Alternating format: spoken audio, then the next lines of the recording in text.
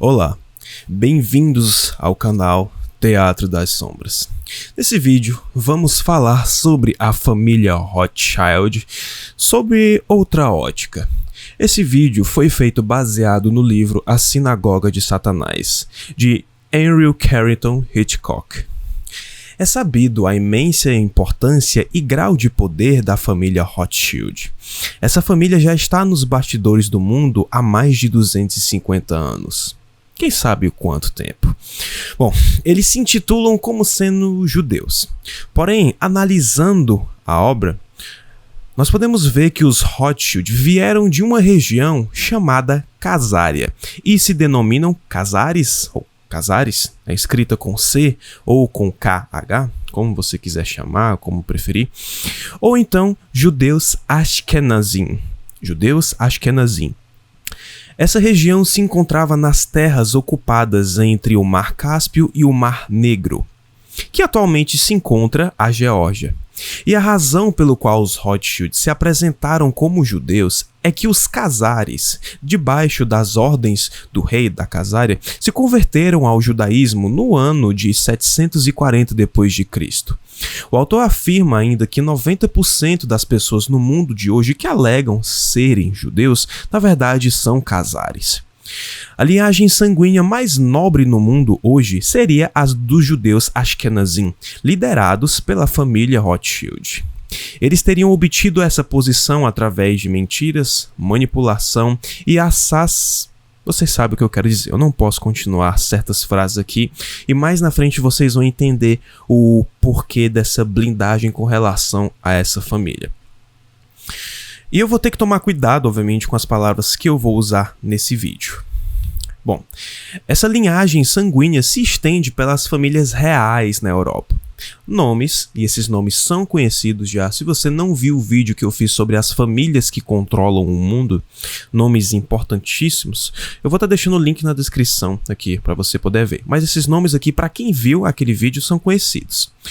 Bundy, Astor, os Astor mudaram ao longo do tempo para Astoria, Collins, DuPont, Freeman, Kennedy, Morgan, Oppenheimer, Rockefeller, Sampson, Schiff, Taft e Van Dyne. Muitos desses nomes apareceram no quinto vídeo aqui do canal, então se você não viu, eu recomendo que assista para você poder se familiarizar. Bom, os Casares mudaram seus nomes ao longo do tempo de maneira que fizessem parte da raça dominante do país de que viveram e como poderiam obter posições de influência naquele país, o qual deveriam explorar para servir aos seus tutores em toda parte. Os Rothschild são conhecidos por reunir muitas crianças secretamente que poderiam colocar em posições de poder quando preciso fosse. E isso começou com o primeiro homem que levou o nome de Rothschild, quem teve um filho secreto. Veja, não vamos assumir automaticamente que alguém que você veja com o nome Rothschild, um integrante de uma rede de... Eu vou estar separando as palavras aqui. Uma rede de letra C, R, I... junta M, E e S, essa palavrinha daí. Adicionalmente, muitos Casares são inocentes dessa conspiração milenar e maligna e não fazem parte dessa rede. Em 740 a.C., em uma terra confinada entre o Mar Negro e o Mar Cáspio, conhecido como Casária, onde é predominantemente ocupada pela Geórgia, mas também alcança dentro da Rússia, Polônia, Lituânia, Hungria e Romênia, nascia a moderna raça judaica que incidentalmente não é judeu. O povo casariano era vulnerável. Eles temiam um ataque do povo muçulmano de um lado e de católicos de outro lado. Então eles viviam meio que num iminente conflito, num iminente ataque de muçulmanos ou de católicos, né? E eles não eram parte de nenhuma dessas crenças. Os Casares não tinham a crença nem no catolicismo e nem no islamismo. Ao invés disso, eles praticavam adoração a ídolos. O rei da Casária, o rei Bulan, percebeu que que o seu povo se precisava converter a uma dessas crenças para poder se protegerem. Se eles se convertessem ao islamismo, eles estariam sob risco de ataque dos católicos e vice-versa. Porém, havia outra religião que era capaz de negociar com essas duas. E essa era a raça dos judeus. Então o rei Bulan decidiu instruir o seu povo a se converterem ao judaísmo e que poderia manter as partes felizes, ambas as partes, ao mesmo tempo que desejavam fazer negócios com os próprios judeus, e assim o fez. O plano funcionou, o seu país não foi conquistado, seu povo foi convertido ao judaísmo e adotou os princípios do livro mais sagrado dos judeus, o Talmud. Falava também a língua casária, o Yiddish, que é totalmente diferente do hebreu. Com essa rápida introdução, a gente vai dar um salto temporal para o ano de 1649. E a partir daqui eu vou falar trechos mais resumidos e passar por vários anos de forma rápida. Porém, vocês vão conseguir entender o contexto, porque o livro, ele meio que vai dando essas datas com o que aconteceu nessa data, ou em relação à família Rothschild, ou em acontecimentos do mundo, mas que de alguma forma ou de outra estão ligadas ali com essa família. E para justamente em alguns momentos, para não estar repetindo tanto o nome Rothschild, eu vou estar me referindo a eles como casares. Bom, em 1649, Oliver Cromwell obtém apoio do parlamento britânico para a execução do rei Charles I sob a acusação de traição. Depois disso, Cromwell permite aos judeus entrarem na Inglaterra novamente, efetivamente revertendo o edito de expulsão emitido pelo rei Eduardo I em 1290, o qual expulsou todos os judeus para sempre da Inglaterra e acrescentou que qualquer um permanecendo depois de 1º de novembro de 1290 seria executado. 33 anos depois, Cromwell ignorou essa lei, permitindo que os judeus voltassem para a Grã-Bretanha. Em 1694, o Banco da Inglaterra é fundado. Apesar de dar a impressão de que é controlado pelo governo, assim como vários outros bancos que nós temos ao redor do mundo, na verdade o Banco da Inglaterra é uma instituição privada fundada pelos judeus, assim como, por exemplo, o Federal Reserve americano, que futuramente, em um futuro bem próximo, eu vou estar fazendo vídeo também. 1698. 4 anos após a fundação do Banco da Inglaterra, o controle da oferta monetária estava se aproximando cada vez mais. Mas como que isso era feito? Simples, eles inundaram o país com tanto dinheiro que a dívida do governo com o banco cresceu dos 1.250.000 libras para 16 milhões de libras em apenas 4 anos. Tá, mas por que isso foi feito? Bom, se o dinheiro em circulação em um país é de 5 milhões e você cria um banco central e imprime mais 15 milhões de libras, nesse caso de libras, mas qualquer outra moeda, aqui é somente para dar um exemplo de como que estava acontecendo, então você imprimia mais 15 milhões de libras e enviava esse dinheiro para a economia por meio de empréstimos e etc. Isso vai reduzir o valor das 5 milhões de libras iniciais que já estavam em circulação antes do banco. Isso acontece porque os 5 milhões que antes representavam 100% da economia, agora representam apenas 25%.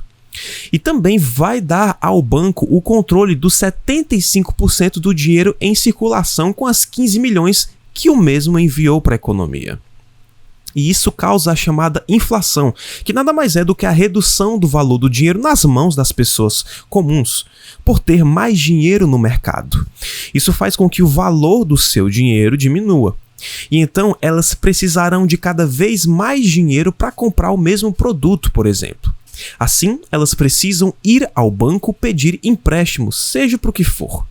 E muitas pessoas estão endividadas e o Banco Central está satisfeito com isso. Ele restringe após um tempo a oferta de dinheiro, não oferecendo empréstimos.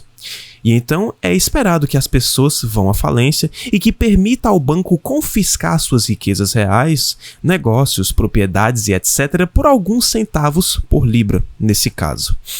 Os bancos centrais nunca são afetados por inflações porque podem simplesmente imprimir mais dinheiro. Esses foram os três estágios usados para controlar a oferta monetária.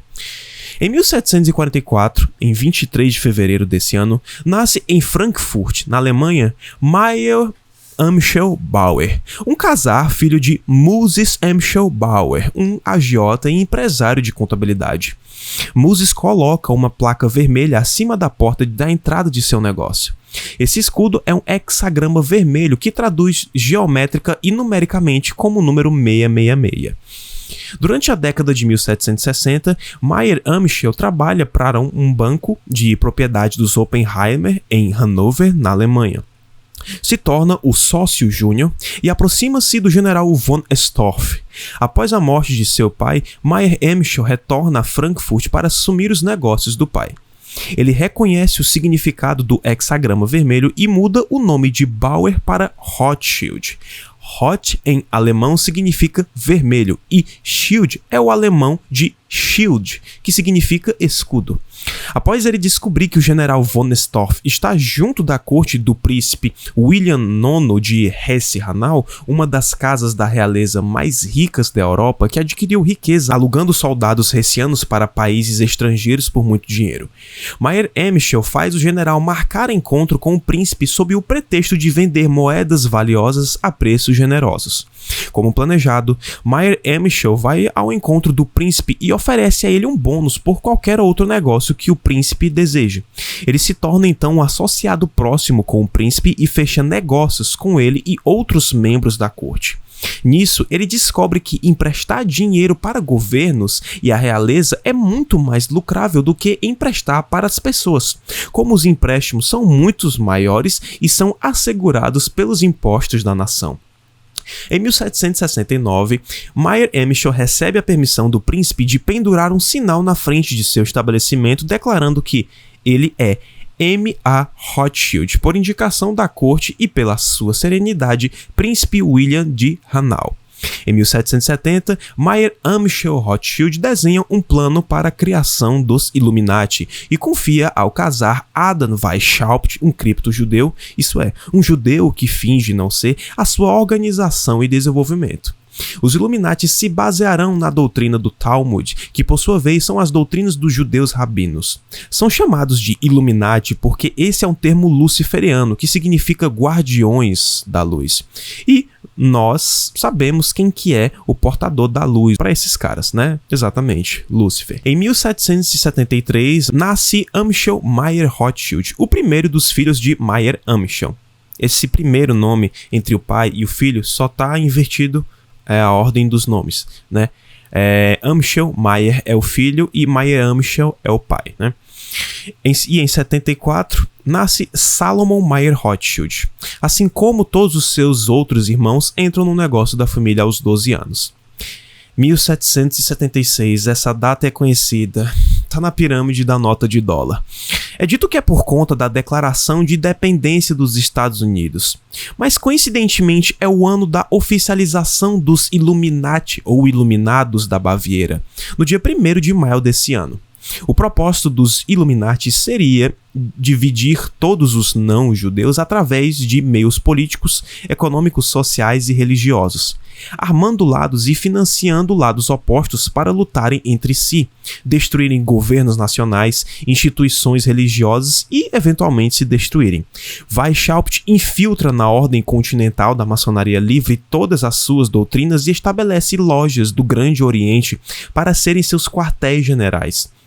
Tudo isso sob o financiamento de Mayr-Emichel Rothschild. Esse conceito se espalha e é seguido por lojas maçônicas por todo o mundo. Eu não vou me estender demais nessa parte porque no futuro eu vou fazer um vídeo somente falando dos Illuminati. Em 1777, Nathan Mayer Rothschild nasceu. Em 1784, Adam Weishaupt emitem ordem em uma forma de livro para Maximiliano Robespierre, um membro dos Iluminados ou Illuminati, para começar a Revolução Francesa. Esse livro foi escrito por um dos associados de Weishaupt, Xavier Zach, e é enviado por um entregador de Frankfurt para Paris. Por incrível que pareça, esse mensageiro foi atingido por um raio e morreu, e esse livro é descoberto então pela polícia bávara e entregue às autoridades. Como resultado, o governo da Baviera ordena que a polícia invada as lojas maçônicas do Grande Oriente de Weishaupt e as casas de seus associados mais influentes.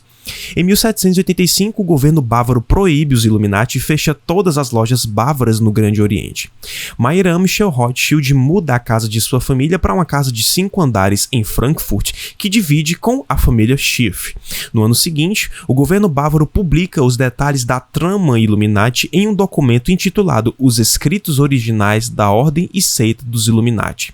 Esse documento é enviado a todos os chefes da igreja e do estado em toda a Europa, porém os avisos foram ignorados.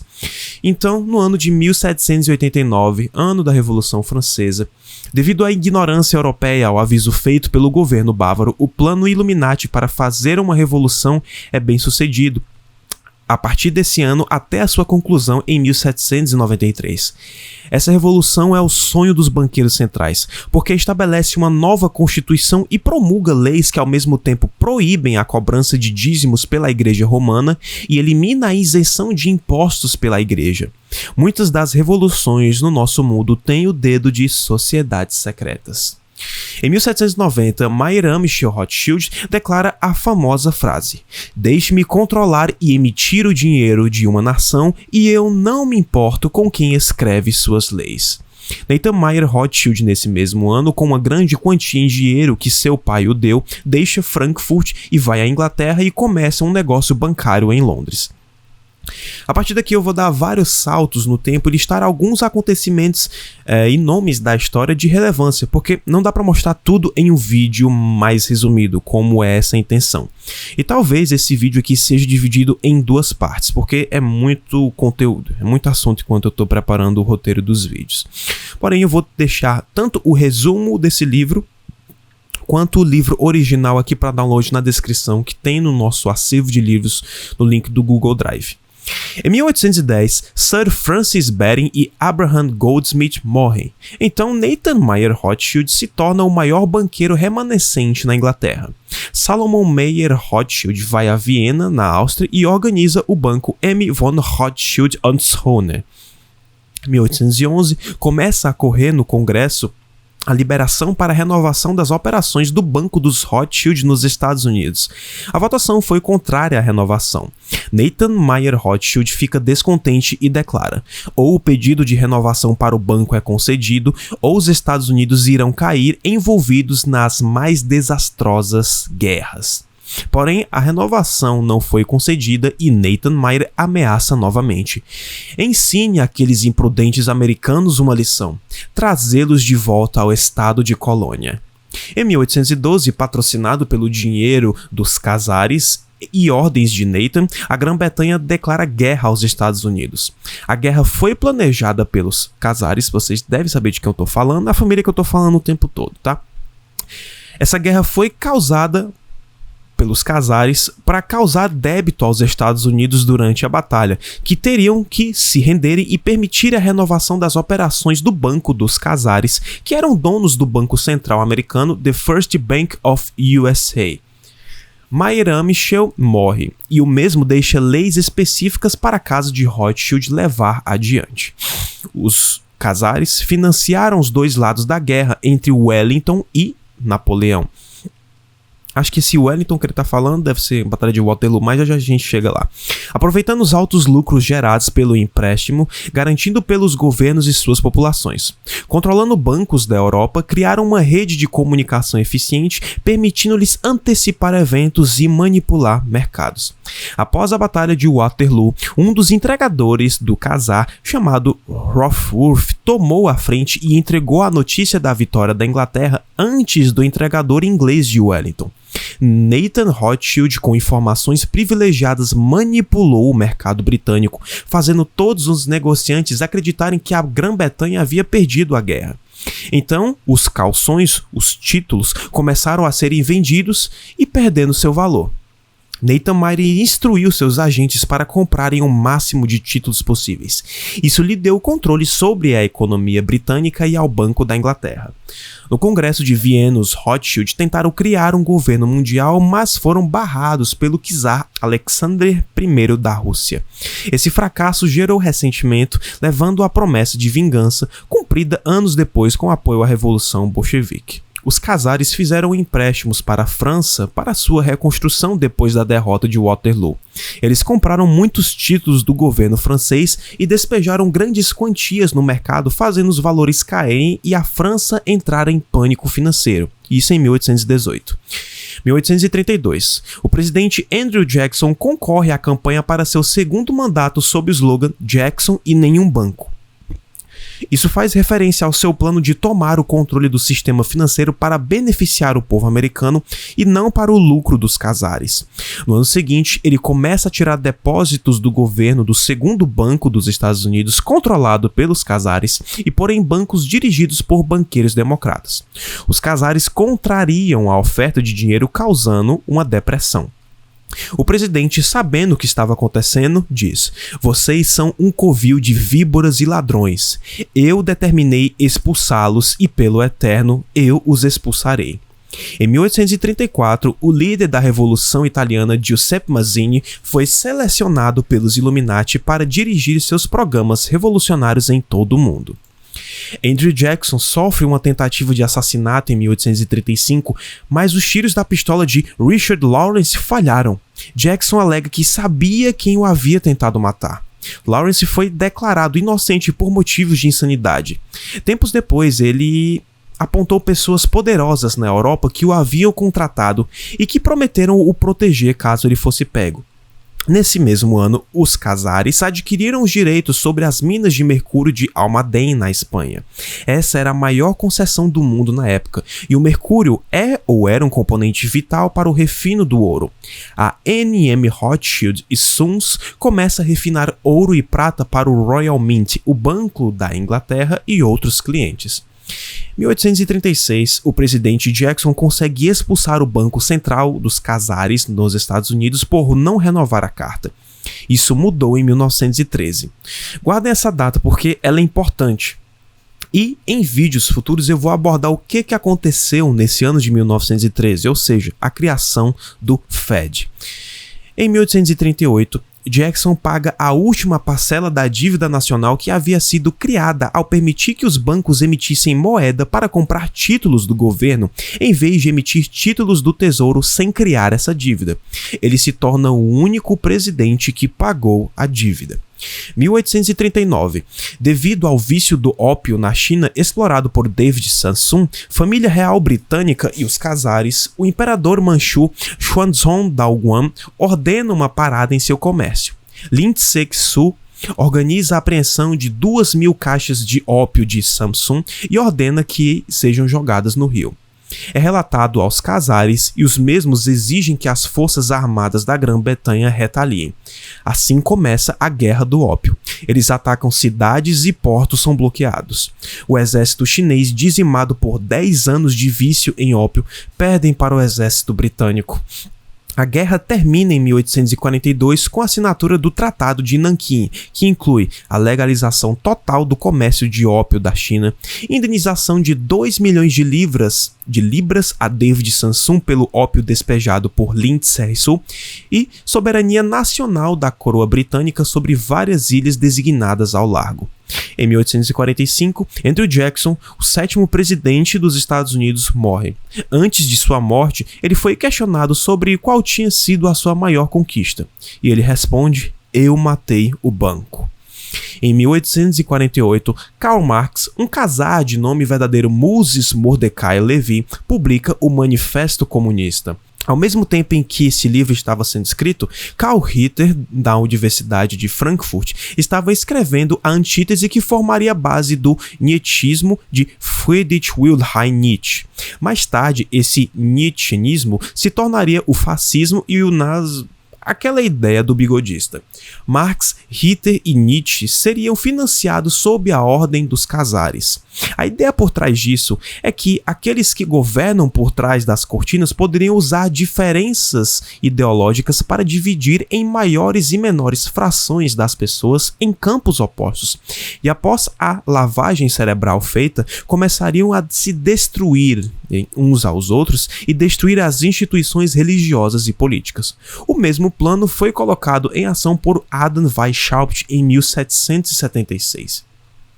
1861, Abraham Lincoln se aproxima dos grandes bancos em Nova York para tentar obter empréstimos ao apoio da Guerra Civil Americana. Como esses bancos tinham influência dos Khazaris, ofereceram um acordo que sabiam que não seria feito: 24 a 36% de juros em todo o dinheiro emprestado.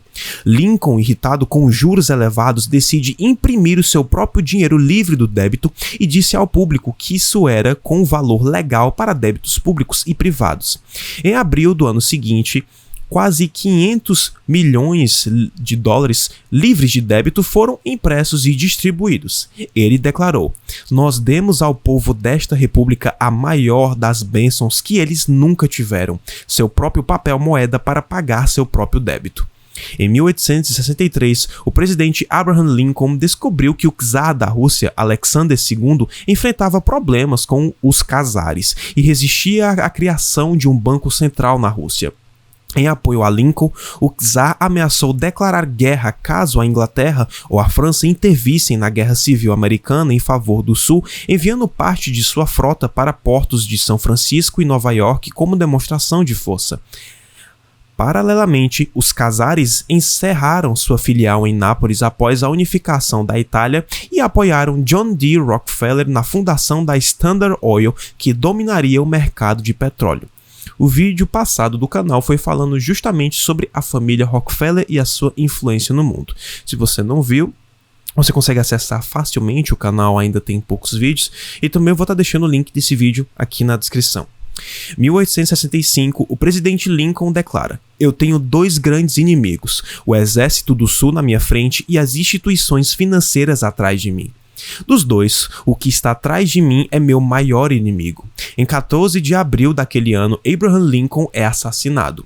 Nesse mesmo ano, após um breve período de treinamento no London Bank of the Rothschilds, Jacob Schiff, um czar nascido em sua casa em Frankfurt, chega à América aos 18 anos com instruções e financiamento para comprar um banco. Os seus objetivos são obter controle do sistema monetário dos Estados Unidos através da criação de um banco central, encontrar homens desejáveis que, por um preço, deveriam estar voltados a servir como pilares dos Illuminati e promover eles para altos postos no governo federal, no Congresso, Suprema Corte e todas as agências federais existentes, criar um grupo minoritário para que crie conflitos em todas as nações, dirigido especialmente para brancos e negros, e criar um movimento para destruir a religião nos Estados Unidos, como o cristianismo, com o principal objetivo. 1871, um general americano chamado Albert Pike, que tinha sido direcionado para os Illuminati por Giuseppe Mazzini, completa seu caminho militar para 3 guerras mundiais e várias revoluções através de todo o mundo, culminando em levar essa grande conspiração ao seu estágio final. Esses estágios são: a Primeira Guerra Mundial deve ser travada com o propósito de destruir o czar da Rússia. O czar deve ser substituído pelo comunismo, que será usado para atacar religiões. Para fomentar essa guerra, serão utilizadas as diferenças entre o Império Britânico e Alemão. A Segunda Guerra Mundial será usada para fomentar a polêmica entre fascismo e sionismo político, com a opressão dos judeus na Alemanha. Isso é projetado para destruir o fascismo e aumentar o poder do sionismo político. Essa guerra também visa aumentar o poder do comunismo a nível igual aos dos estados da cristandade. A Terceira Guerra Mundial ocorrerá atiçando o ódio do mundo muçulmano com o propósito de colocar o mundo islâmico e os sionistas políticos uns contra os outros. Enquanto isso, as nações serão forçadas a lutar entre si, entrando em um estado de exaustão mental, física, espiritual e econômica. Em 15 de agosto desse ano, Albert Pike escreve uma carta catalogada no Museu Britânico para Giuseppe Mazzini, onde afirma: "Nós devemos libertar os nihilistas e os ateístas e nós deveremos provocar um grande cataclisma social, no qual, em todo o seu horror, irá mostrar claramente para todas as nações o efeito do ateísmo absoluto, as origens da selvageria e dos mais sangrentos turbilhões. Então, em toda parte, as pessoas irão ser forçadas a defender eles mesmos contra a minoria revolucionária do mundo e irá exterminar aqueles destruidores da civilização e as múltiplas desilusões com o cristianismo, de quem os espíritos irão ser daquele momento sem direções e liderança e ansiosos por um ideal, mas sem conhecimento onde enviar sua adoração, irão receber a verdadeira luz através da manifestação universal da pura doutrina de Lúcifer, trazida finalmente para a vista do público. Uma manifestação na qual irá resultar de um movimento reacionário geral, cujo qual irá seguir a destruição do cristianismo e ateísmo, ambos conquistados e exterminados ao mesmo tempo." Pike, quem foi eleito como o grande comandante soberano do rito escocês da maçonaria livre na jurisdição do Sul em 1859, era o mais poderoso maçom livre da América. Ele deveria manter esse posto por 32 anos até sua morte em 1891. Ele também publicou um livro do assunto em 1872 chamado Moral e Dogma da Antiga e Aceita Maçonaria Livre do Rito Escocês, no qual ele declara o seguinte: Lúcifer, o farol de luz, estranho e misterioso nome para dar ao espírito das trevas. Lúcifer, o filho da manhã, é quem acende a luz e com seu esplendor cega as intoleráveis, sensuais ou egoístas almas? Sem dúvida. 1872. Antes da morte de Giuseppe Mazzini, ele faz outro líder revolucionário chamado Adrian Lemme, o qual será seu sucessor. Lemme seria depois sucedido por Lenin e Trotsky, então por Stalin. As atividades revolucionárias de todos esses anos são financiadas pelos czares. Em 1º de janeiro desse ano, Jacob Schiff, agora genro de Solomon Leib, depois de casar-se com sua filha, Teresa, toma o controle das casas bancárias Coe, Leib e Company. Ele prossegue financiando a companhia Standard Oil de John D. Rockefeller, o Império das Estradas de Ferro de Edward E. Harriman e o Império do Aço de Andrew Carnegie. Tudo isso utilizando-se do dinheiro dos czares. Ele então identifica os outros maiores banqueiros da América naquele tempo. São eles J.P. Morgan, quem controla Wall Street, e os Drexels e Beadles da Filadélfia. Todos os outros financeiros, grandes e menores, dançam a música dessas três casas bancárias. Schiff então acerta com os czares europeus a organização das filiais europeias desses três grandes bancos, entendendo que Schiff e czares serão o chefe do sistema bancário de Nova York e, portanto, de toda a América. A N.M. Rothschild Sons fazem o empréstimo do capital necessário para a obra do primeiro projeto de túnel ligando a França com a Inglaterra, com metade desse capital, pois a empresa da obra era deles também, a Compagnie du Chemin Fer du Nord. Nesse ano, Lionel de Rothschild também empresta dinheiro ao primeiro-ministro Benjamin Disraeli para financiar o governo britânico a compra de ações do Canal de Suez. Isso foi feito porque os czares precisavam de acesso para também manter seus altos negócios no Oriente Médio. Em 1876, Otto von Bismarck declara: a divisão dos Estados Unidos em duas federações de igual força foi decidida antes da Guerra Civil, decisão essa do alto poder financeiro da Europa. Esses banqueiros estavam com medo de que os Estados Unidos, se eles permanecessem em um único bloco como a nação, a juntar independência econômica e financeira, o que iria transformar seus domínios financeiros pelo mundo. A voz dos czares predominou. 1880. Agentes dos czares começam a fomentar uma série de massacres predominantes na Rússia, também na Polônia, Bulgária e Romênia.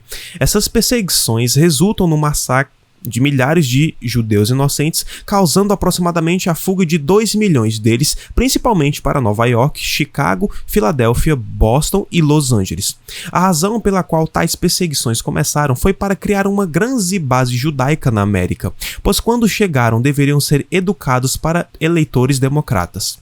Cerca de 20 anos depois, isso resultou em uma massiva base democrata nos Estados Unidos e usada para eleger homens de frente dos czares como Woodrow Wilson, a presidência, quem conduziu os seus planos. Guardem esse nome que ele também vai ser importante. Em 1881, o presidente James A. Garfield declarou 2 semanas antes de ser assassinado: quem quer que controle o volume de dinheiro em nosso país é absoluto mestre de toda a indústria e comércio, e quando você imagina que o sistema inteiro é facilmente controlado de um jeito ou de outro por poucos homens poderosos no topo, você não precisa ser informado como foi que começaram os períodos de inflação e depressão econômica.